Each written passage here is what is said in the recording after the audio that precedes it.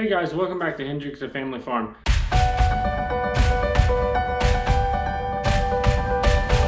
I would be videoing outside, but right now it is super windy and you couldn't hear anything I was saying. In today's video, we went and we picked up a bag of goat feed and cow feed. It's a super sack. We buy it in bulk. We buy it in bulk to save money.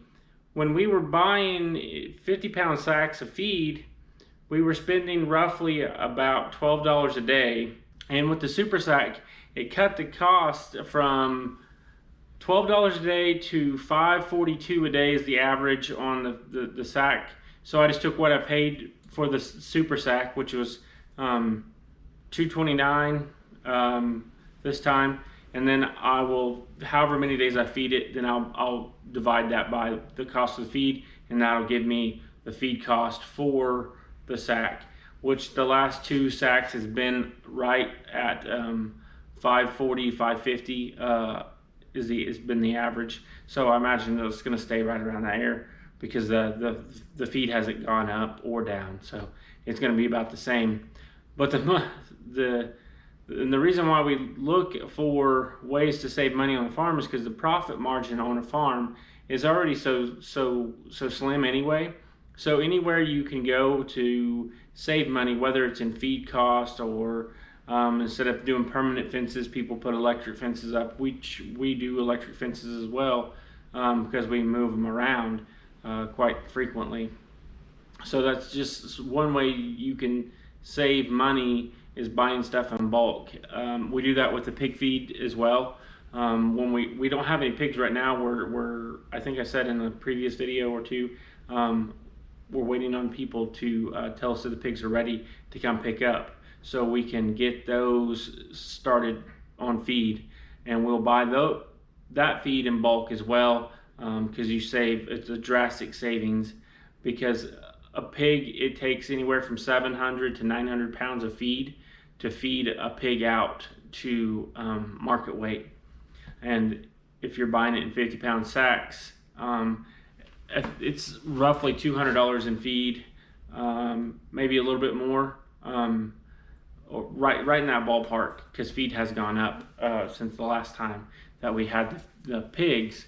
So that's just something to keep in mind. If you can buy it in bulk, instead of spending $200, maybe you're down at $150 or $100, or you know what I'm getting at here. But your profit margin goes from maybe $100 to $150, which you need it, because when people price like hogs and goats and cows, they don't take their time into consideration when you're buying feed, or you're not buying feed, but when you're selling the animal. They just take the input cost and the purchasing cost, generally purchasing costs, and that's where they come up with their price at. Well, if you put in there your time, your utilities that it takes to do, your profit margin shrinks drastically. And that's one of the things that I look at. So on my breakdown of the animal cost, I can see what I'm spending per species of animals. So you have your goats, cows, horses, and your pigs.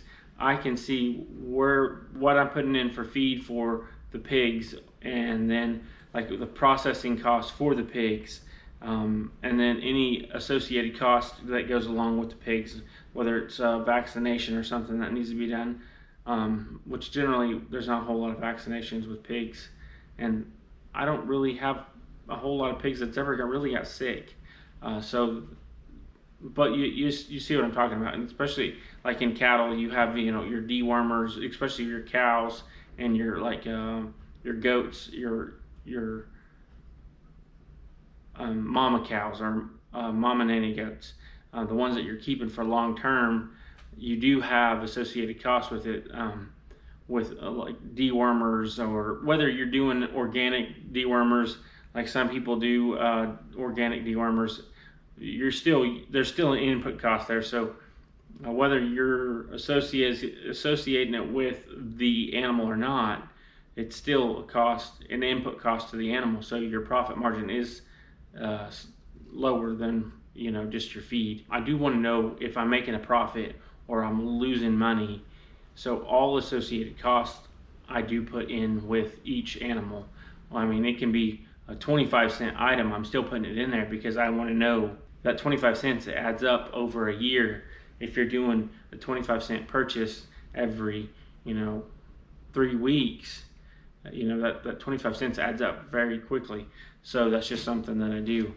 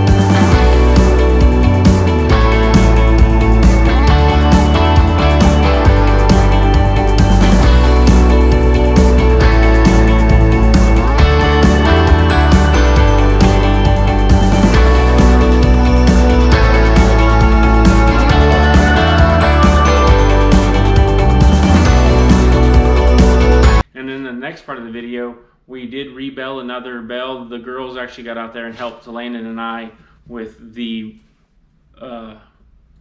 round bale going to square. It's a lot of fun getting the kids out there, getting them to work and working together as a group, as a family.